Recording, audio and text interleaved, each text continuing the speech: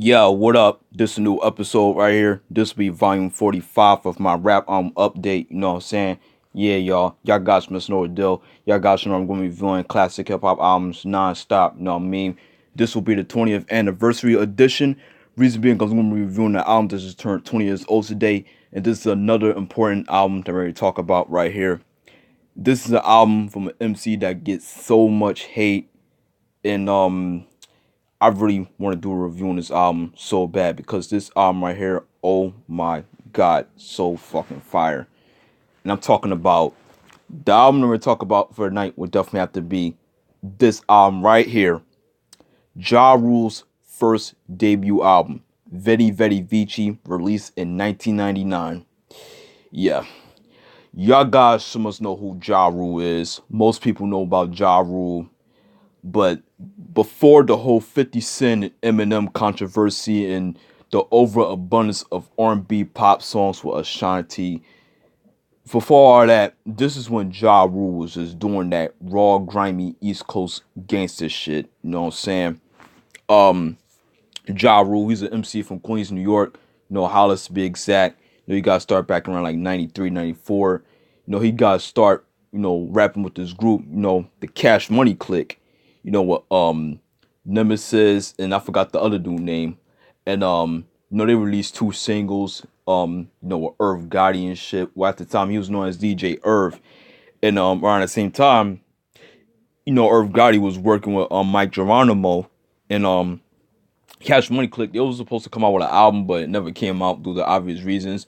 But if you're a fan of Mike Geronimo's first album, The Natural, which came out back in 1995, classic album, make sure you check out Cash Money Click because it got some joints, man.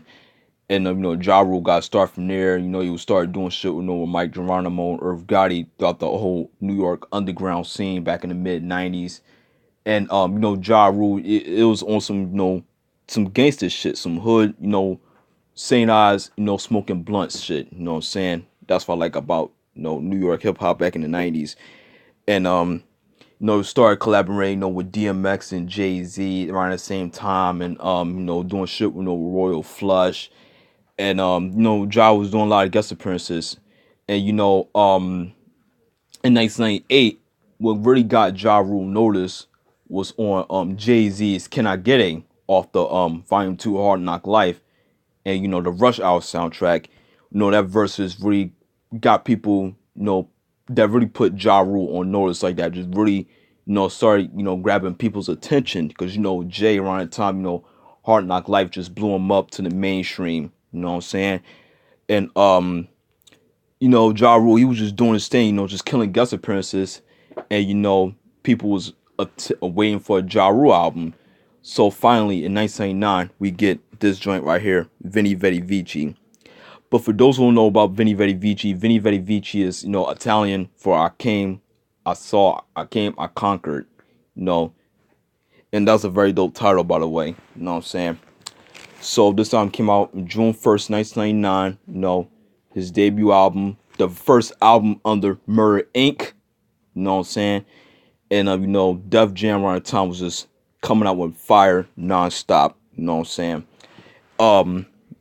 The singles as I'm known for Holla Holla. That was the first single off the album. There's a video for that. Murder for Life with Memphis Bleak and Daddy's Little Girl with Ron Isley. All three have videos for. You know what I'm saying? So yeah. The guest appearances on this album are Black Child from Murder Inc., Nemesis from Cash Money Clique, DMX, Jay-Z, Memphis Bleak, Eric Sermon from EPMD, Ron Isley from the Isley Brothers, Cadillac Ty, Case, very dope R&B singer, by the way. You know what I'm saying? So yeah, those are guest appearances. The producers on this album are Irv Gotti, who's the executive producer on the album, Ty Fife, very dope producer, Lil Rob, Eric Sermon, Ty, Self Service, and DL. Okay. Track number 1, The March Prelude. That's like a little intro, just starting off the album. You hear Jai, singing and shit like that. You know what I'm saying? And just doing his thing. You know what I mean? Asking Lord, can we get a break? Pretty much. You hear him echoing and shit. You know what I'm saying? Very dope intro. It comes to track number 2, We Here Now, featuring Black Child. Very dope song right there. Great way to start the album. Hear Black Child on the hook. Ja Rule just come through and just go in on that shit. Very dope beat by Irv Gotti. Fucking slamming right there. You know what I'm saying? Just letting you know, everybody know that Ja here. He's about to get come fuck up the game. He ain't going nowhere no time soon. Very dope. Um, Track number 3, World's Most Dangerous, featuring Nemesis. Another dope track right there. Nemesis of Cash Money Click. They were supposed to come out with albums. Like I said, they were supposed to come out with an album, but it never came out. But when I heard this dude Nemesis spit on the second verse, he kind of sounds similar to DMX in a way. I mean, he got that voice, but he was still killing that shit. Ja Rule did his thing as well. I love the beat for that shit. You know, Zen niggas know that we the most dangerous niggas out in the streets. Nobody can't fuck with us. It's Murder Inc. You know what I'm saying? Track number 4, Let's Ride. That's like a little braggadocio track, you know what I mean? Very dope song, none to it. Ja flow on here is fucking dope. Track number 5, Holla Holla. That was the first single off the album. Very dope song right there. Very dope video by Hype Williams. You see Job in Miami and shit. Chilling with some chicks. The song might be catchy, but it's still fire. You know what I mean? Like I said, it was the first single off the album. The very dope remix, by the way, with Jay-Z, Memphis Bleak, Ty Murder, Busta Rhymes, Black Child, and Vita off the Murderers album. It's come out back in 2000. Woo! That album right there is crack, yo. Holla Holla, very dope beat. I love that beat. It's so bumping. It is so 1999. You know what I'm saying? Like, it's like a club banger in a way. You know what I'm saying? And it comes to track number 6, Kill 'Em All with Jay-Z. One of my favorite songs of this album right here. Like, that joint right here is so fucking grimy. Ja just fucking bodying shit. Jay on the hook. You know what I mean? Love that beat, man. That joint right there is hard body, yo. It comes to track number 7, I Hate Niggas, skit. That's like a little skit. Here's some dude like in a chopped and screwed voice talking about how much he hate, bitch ass niggas nowadays, you know what I mean? Crazy shit, you know what I mean? And it comes to track number 8, Niggas Theme. Very dope song right here. Love the beat, love that, sample. They kind of like paying homage to NWA Niggas for Life. You know what I'm saying? Like Ja Rule, he just fucking killed that shit right there. You know what I'm saying? Track number 9, Suicide Freestyle featuring Case. That was like a freestyle over R. Kelly's Suicide off the R album, which came out back in 1998. Ja Rule, he did his thing on that joint, just spitting. Case, singing. Very underrated singer from the 90s. Put out classic material. You know what I'm saying? Love Case. One of my favorite R&B singers of all time. Sorry for the moving. It comes to track number 10, Story to Tell. Oh my God. One of the best Ja Rule songs ever, man. This was on the Belly soundtrack.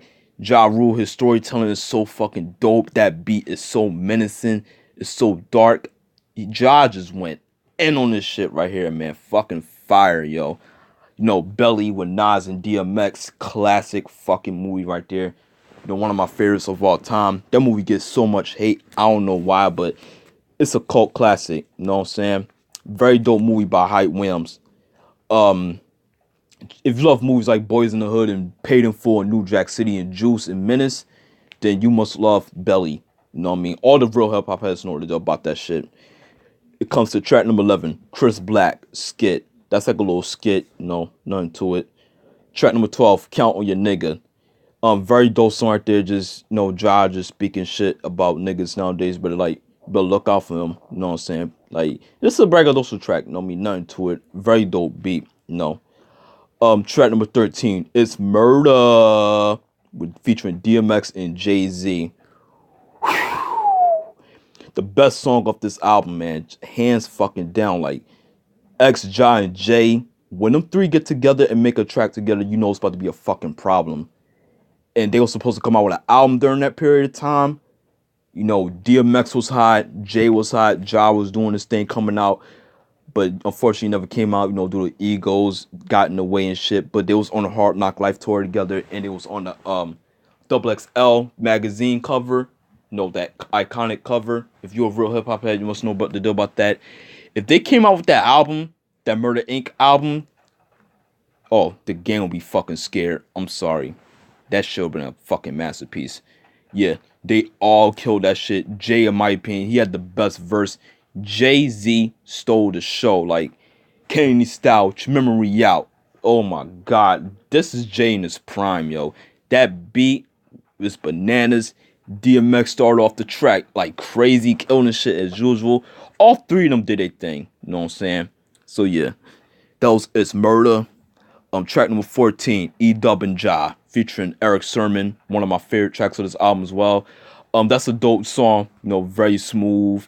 Ja and Eric, just doing their thing on this track right here. No, nothing to it.